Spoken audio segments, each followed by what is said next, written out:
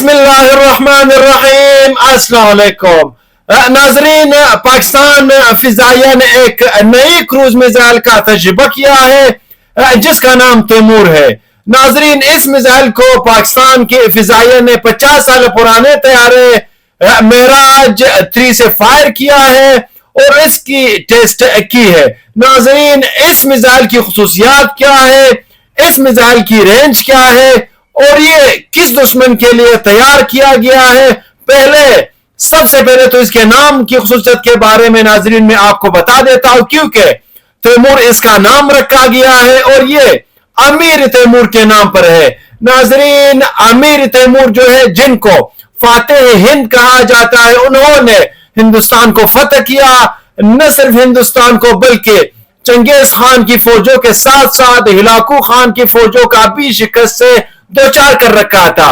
नाजरीन, अमीर तैमूर एक बहादुर जनरल थे, एक बहादुर फौजी थे, एक बादशाह थे। ऐसे बादशाह जिन्होंने हिंदुस्तान के बहुत सारे इलाकों को फतह किया और हिलाकू खान की फौजों को भी उन्होंने काफी नुकसान पहुंचाया था।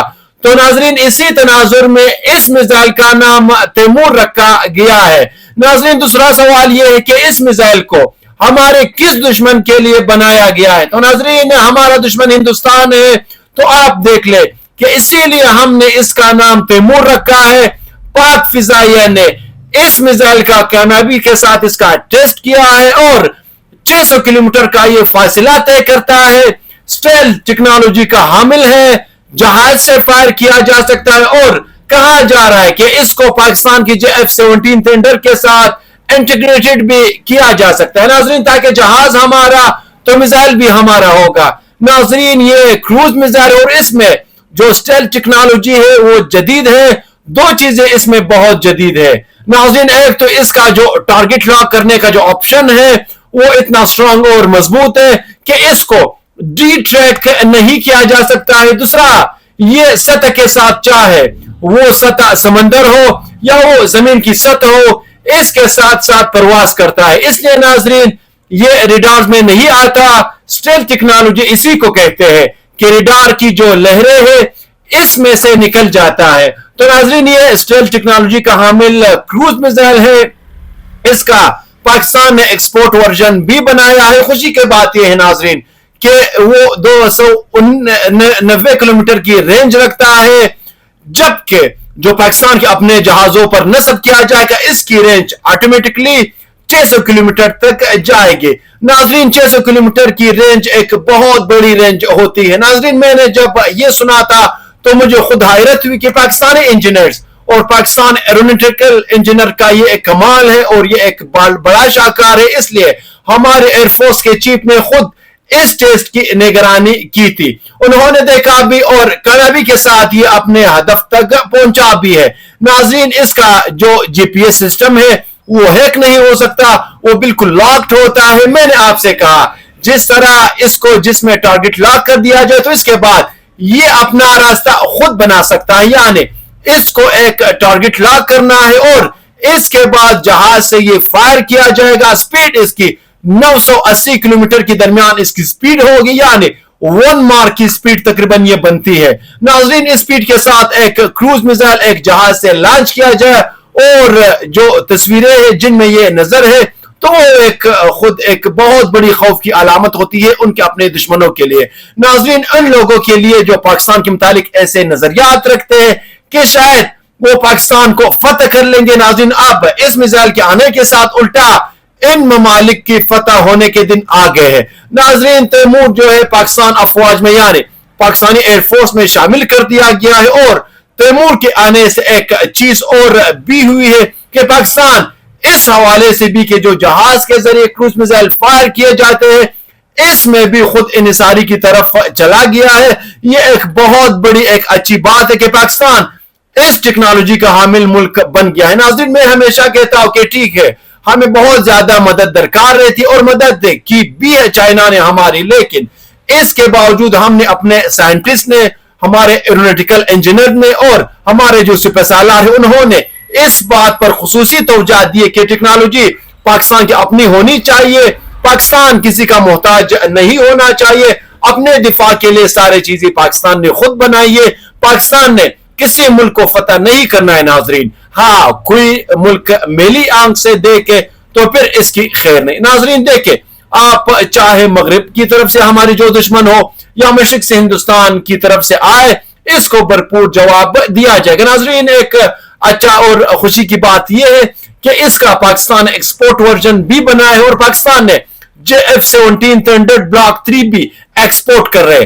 آذربائیجان کی طیارے انٹیگریٹڈ ہو جائے گا, اس سے نیچرلی اس میں انٹیگریٹڈ ہو جائے گا. اور اس میں انٹیگریٹڈ ہونے کا مطلب ناظرین یہ ہے کہ اب ہمیں وہ جو ہم کہا کرتے تھے کہ ہمیں باہر سے میزائل لینا پڑتے ہیں, جیسے ایئر ٹو ایئر میزائلز میں ہم نے فاسٹ گروپ کی میزائل جو ہے ان کو انٹروڈیوس کروایا تھا, تاکہ کم سے کم ہمارا حصار جو ہے PL-15 اور PL-16 جیسے میزائل پر ہو. باہر سے ہمیں بہت ضرورت مانگنا نہ پڑے, کوئی چیز ہمارے اپنے پاس موجود ہو. ناظرین جب ٹیکنالوجی آپ کے اپنی ہوگی تو آپ اس کو فائر بھی کر سکتے ہیں, بنا بھی سکتے ہیں اور بیچ بھی سکتے ہیں. اچھا ناظرین, اس میں ایک اور بڑی زبردست بات یہ ہے کہ جب آپ کی ٹیکنالوجی اپنی ہوتی ہے تو آپ اس ٹیکنالوجی کی ایک چیز کا آپ کو پتہ ہوتی ہے, اور انٹیگریشن میں آپ کو بڑی آسانی رہتی ہے, کیونکہ جہاز پاکستان نے خود بنایا ہے. تو اس کے ساتھ ساتھ انٹیگریٹڈ کرنا جو ہے, میرے اطلاع کے مطابق اس کو 2 جہازوں کے ساتھ انٹیگریٹڈ کیا گیا ہے. ناظرین معراج کے ساتھ بھی اس کو انٹیگریٹڈ کیا ہے, اور جس کا اب گریڈ ورژن جو ہے اس وقت ہمارے پاس موجود ہے, اور وہ JF-17 Thunder کے ساتھ بھی کیا گیا ہے. تو ناظرین ایک چیز جو میں سمجھتا ہوں کہ یہ ایک ڈبل مزہ ہے, یعنی میزائل جو ہے دونوں جہازوں میں استعمال ہو سکتے ہیں, اور آنے والے وقت میں اس کی اہمیت اور ویلیو اور بھی زیادہ بڑھے گی, کیونکہ ہمارا دشمن ملک بھارت ہے. ناظرین اس کے متعلق مختلف ٹینکس کہہ رہے کہ مودی اپنے شکست کا بدلہ لینے کا سوچ رہے ہیں, لیکن ایسے تیمور جیسے میزائل کو ہوتے ہوئے میرا خیال ہے کہ اس کے ناپاک ارادے جو ہے اس کے دل کے اندر ہی دفن ہو جائیں گے. ناظرین بات اگر معراج اور JF-17 Thunder کی ہے تو اس میں بڑی زبردست پوائنٹ یہ بھی ہے کہ دنیا کے کئی ممالک ابھی تک معراج طیارے استعمال کر رہے, تو اگر ہم نے معراج طیارے کے ساتھ ساتھ اس کو انٹیگریٹڈ کر لیا تو وہ ملک ہم سے یہ تیمور میزائل بھی خرید سکتے ہیں. یہ ایک بہت اچھی بات ہے. دیکھیں ناظرین, 2 ممالک 2 قسم کی ٹیکنالوجی ہے. میرا جو ہے فرانسیسی ٹیکنالوجی اور JF-17 Thunder چائنیز ٹیکنالوجی کا حامل جہاز ہے, یعنی بنا تو پاکستان نے اس کو اشتراک چین کے ساتھ, اور اب اس کی ٹیکنالوجی پاکستان کے پاس خود آ گئی ہے. لیکن ناظرین یہ ٹیکنالوجی آغاز اس کا جو ہے وہی چائنا کے زونگ فینگ سے ہوا تھا, اور وہی اس کو JF کہا جاتا ہے. ناظرین اس کے ساتھ انٹیگریٹڈ کرنے کا مطلب میں نے آپ سے کہا تھا کہ آذربائیجان کو جس طرح سے پاکستان نے جہاز دیے اسی طرح سے میزائل بھی دیں گے. اب بہت سارے ممالک جو ہے خواہش کا اظہار کرے, جیسے نائجیریا اس میں شامل ہے, جیسے ارجنٹائن اس میں شامل ہے, بنگلہ دیش ہے, تو وہ JF-17 Thunder Block 3 کو لینا چاہتے تو ان کو اضافی طور پر ساتھ جو ہے, آج کل آپ کو پتہ ہے کہ جو چیزیں ناظرین کسی جہاز کے ساتھ انٹیگریٹڈ ہوتی ہے, اگر وہ کسی دوسرے کنٹری سے لینا پڑے تو وہ ایک نئے معاہدے کی شکل میں پھر وہ چیزیں جاتی ہے. پہلے آپ کو اگر پاکستان نے ہی دینا ہے تو پہلے اس کو چائنا سے اجازت لینی پڑے گی, تب وہ کسی تھرڈ پارٹی کو دے گا. ناظرین مثال کے طور پر امریکہ کی کوئی چیز ہوتی ہے اور کسی وہ دوسری ملک کو وہ دینی ہے تو امریکہ اجازت دیتا ہے, نہیں دیتا ہے تو وہ بھی اس کی اپنی وہ اس کے اوپر ڈیفینڈ کرتا ہے. ناظرین یہ معاہدات میں شامل ہوتی ہے چیزیں, لیکن جب آپ کا میزائل کروز میزائل بھی اپنا ہے, آپ کا جہاز بھی اپنا ہے, تو آپ کو پھر کسی کی اجازت کی ضرورت نہیں ہے. اور میں آپ کو بتا دوں ناظرین کہ یہ جو انڈسٹری ہے, دفاعی انڈسٹری, یہ اس وقت دنیا کی سب سے بڑی اور منافع بخش انڈسٹری ہے. دنیا کے بہت سارے ممالک بشمول پروگریسو کنٹریز جو ہے وہ خود تو جنگ نہیں کرتے, لیکن وہ توپے بناتے ہیں, وہ جہاز بناتے ہیں اور اسلحہ بناتے ہیں. کیوں؟ کیونکہ ان کی اکانومی اس پر بیس کرتی ہے کہ وہ دنیا بھر میں اپنا اسلحہ فروخت کرے. دیکھیں ناظرین کنفلکٹ ہوتے ہیں, تنازعات ہوتے ہیں اور تنازعات چلتے آ رہے ہیں. اس کی زندہ مثال ہمارے پڑوس میں جب تک بھارت جیسے ہمسائے موجود ہے تو یہ چیزیں ہوتی رہتی. کوئی نہ کوئی اسرائیل نہ کسی غزہ پر ظلم ڈالنے کے لیے بیٹھا ہوتا ہے ناظرین. اسی طرح کوئی نہ کوئی امریکہ جیسا ہاتھی جو ہے وہ وینزویلا کو اپنے پاؤں کے نیچے دبانے کے لیے تیار ہوتا ہے.